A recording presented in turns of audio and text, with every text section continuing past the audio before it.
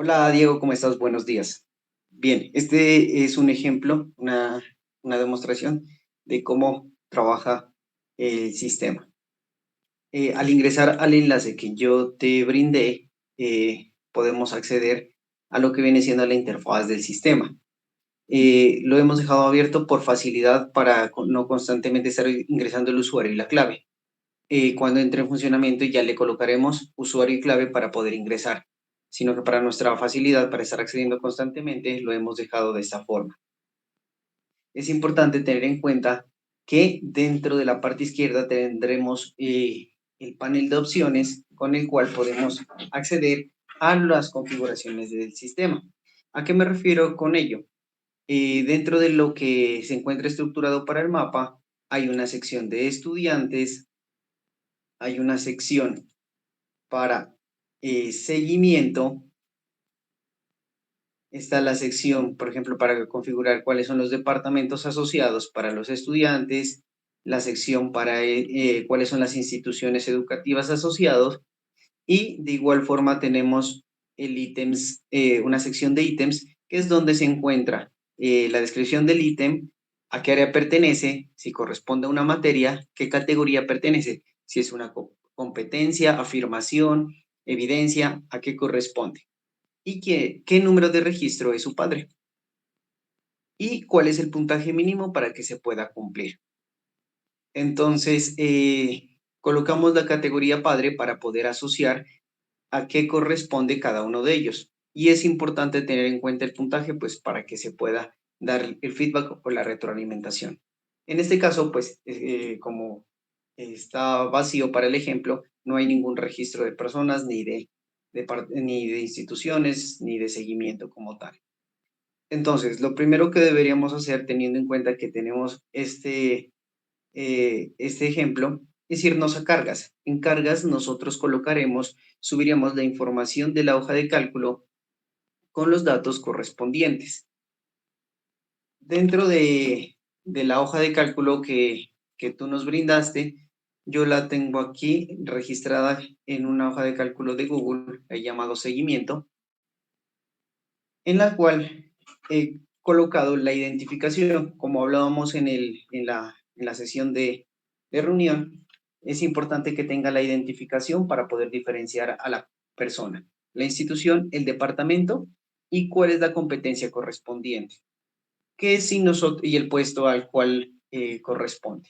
Que si nosotros sugerimos y notamos es que, por ejemplo, este criterio que aquí se llama lectura crítica, no es exactamente como está descrito en la sección de competencias. Allá lectura crítica y tiene un contenido adicional, o sea, tiene un texto complementario. Entonces, nosotros sugerimos que para evitar ambigüedades se pueda colocar el número de identificación de la competencia correspondiente. Entonces, así sabemos que es la competencia 1 y la competencia número 2, porque para poderlas recorrer cada una de las valoraciones, sí es importante que tengamos objetividad en la información. Entonces, sugerimos que, teniendo en cuenta que nosotros tenemos acá una sección de ítems, poder colocar cuál es el ID de la competencia correspondiente para que sea un poco sea más certero en cuanto a la coincidencia. Pero al momento lo vamos a hacer con el ejemplo que se encuentra destinado para cada una de las competencias. Entonces, teniendo en cuenta esto, lo voy a descargar en formato CSV, que es un formato que se utiliza generalmente para los sistemas, que es delimitado por comas. Cada uno de los registros se separa por comas para poder identificar su correspondiente dato. Entonces, le damos valores separados por comas y lo podemos descargar. Yo ya acá en descargas ya lo tengo descargado, lo he llamado seguimiento y se llama seguimiento. Entonces, ¿qué es lo que hago? Regreso nuevamente a cargas y en cargas voy a seleccionar el archivo que también te compartiré, es el mismo que tú tienes, solo que en formato ya CSV descargado. y colocaré a qué fecha pertenece esa carga y la hora correspondiente.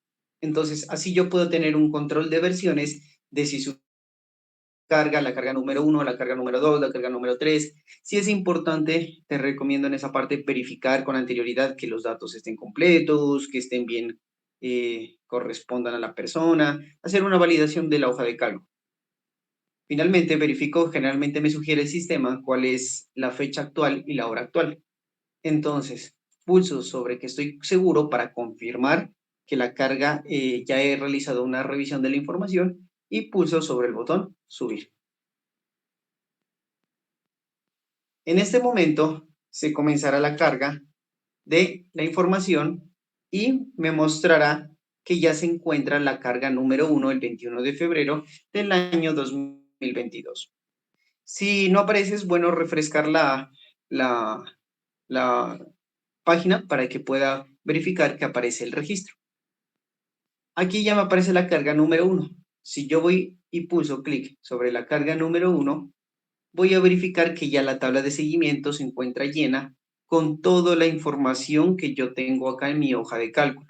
Ya fue cargada a base de datos. De igual forma, si yo verifico, automáticamente el sistema me hace el ingreso, el registro de cada uno de los estudiantes que detecto en la hoja de cálculo. Si no existe, entonces lo inserta dentro de la base de datos cuál es su institución y cuál es su departamento. De igual forma, si yo quiero, puedo verificar en departamentos cuáles son los departamentos correspondientes que hay para poderlos gestionar y las instituciones educativas asociadas a los estudiantes. Entonces, si yo verifico ya en seguimiento aquí, pues ya tengo registrado toda la información de esos estudiantes. Si yo regreso a cargas, aquí yo voy a tener las cargas que sean necesarias para poder validar. Si yo subo 1, 2, 3, 4 veces, se van a ir acumulando, se van a ir apilando el número de cargas correspondientes.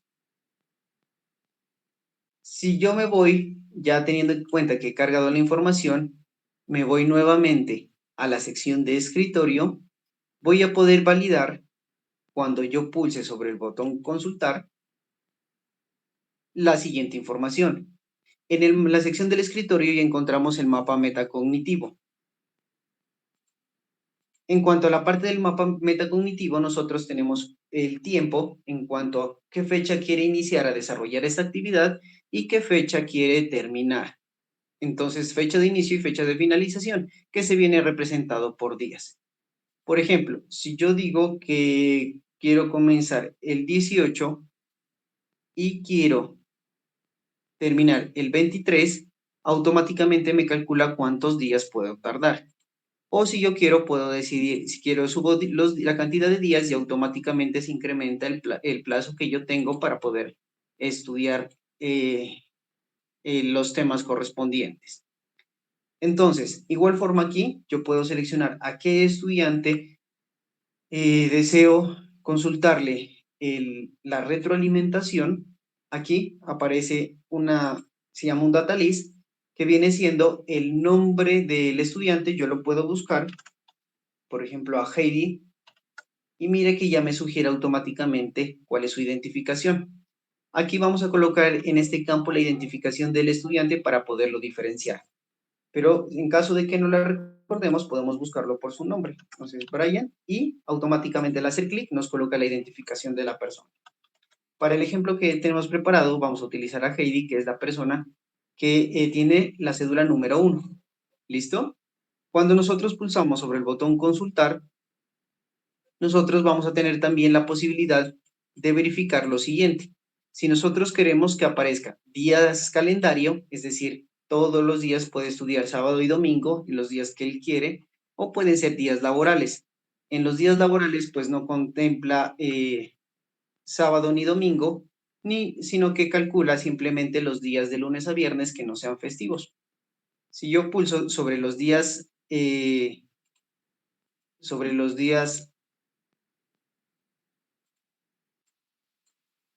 corresponden, voy a tener un feedback sobre la línea de tiempo y los días que corresponden.